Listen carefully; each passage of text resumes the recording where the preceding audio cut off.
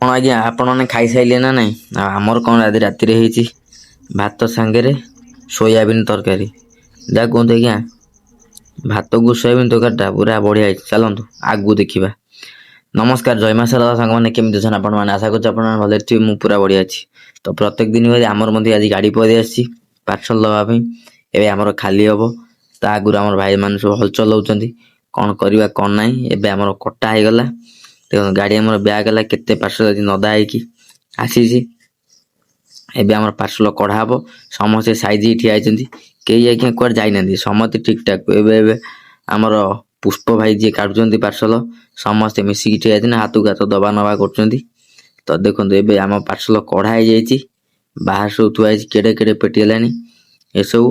ତାପରେ ଆମର ଯେଉଁ ବସ୍ତା ଥାଏ, ବ୍ୟାଗ୍ ଥାଏ, ସେସବୁ ଆମର ଅଫିସ୍ ଭିତରକୁ ପଳେଇ ଆସିଲା। ଏବେ ଆମର ଅଫିସରେ ଖୋଲା ହେବ ପାର୍ସଲ। ତଥାପି ଆଉ ଯେଉଁ ପାର୍ସଲଗୁଡ଼ା ସବୁ ଥିଲା ରିଟର୍ନ ପାର୍ସଲ, ଯେଉଁଟା ଆମେ ରିଟର୍ନ ନେଇକି ଆସୁ, ସିଏ ଆମର ଗାଡ଼ିରେ ଲଦା ହେଇକି ପଳେଇଗଲା। ଦେଖନ୍ତୁ ଏଇଟା ବଢ଼ିଆ ଜିନିଷ। ଏଇଠି ଦେଖିବେ ସମସ୍ତେ ଆଜ୍ଞା ଖଣ୍ଡେ ଖଣ୍ଡେ ମୋବାଇଲରେ ବଜେଇଛନ୍ତି, କିଛି ନାହିଁ।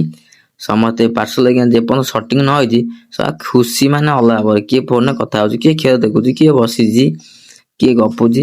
ସମସ୍ତଙ୍କର ବିଭିନ୍ନ ପ୍ରକାର ରୋଲ, ଆଉ ଯାହା ରୋଲ ଯିଏ ପ୍ଲେ କରୁଛନ୍ତି। ଆଉ ଏଠି ଆମର ମହିଷା ଆଇଲାଣି।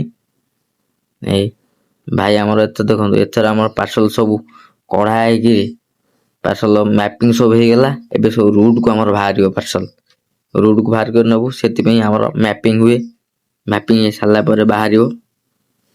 ତ ଏଇ ଟାଇମ୍ଟା ଆମକୁ ଟିକେ ଦେଖିବା ପାଇଁ ପଡ଼େ।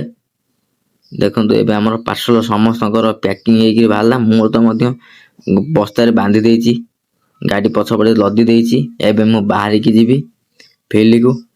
ତ ଯାଇକି ପୁଣି ଶୀଘ୍ର କାମ ମୋତେ ଆରମ୍ଭ କରିବାର ଅଛି। ତ ଚାଲନ୍ତୁ ଯିବା।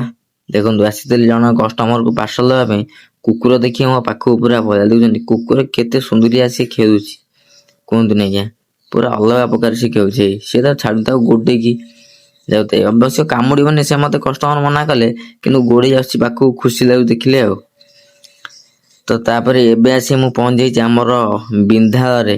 ବିନ୍ଧାଳରେ 2 ଜଣ କଷ୍ଟମର। ନନା ଆମର କାର୍ଯ୍ୟରେ ପୁରା ବ୍ୟସ୍ତ। ନନା ଯାତ୍ରାରୁ କେତେ ପଇସା କମେଇଲ? ନନା ଜ୍ଞାନାଇ ଯାତ୍ରାରେ କେତେ କମେଇଲ? ସେ ଏତେ ପଇସା କମେଇଛନ୍ତି ଆଉ ସେ କିଛି କହୁନାହାନ୍ତି। ତାଙ୍କର ଗୋଟେ ମନ୍ଦିରର କାମ ଚାଲିଛି ଯଜ୍ଞଙ୍କର। ତ ଏବେ ଆମର ପାର୍ସଲ ସରିଯାଇଛି, ଆଉ ଆମେ ଫେରିଲୁ 2 ଜଣ।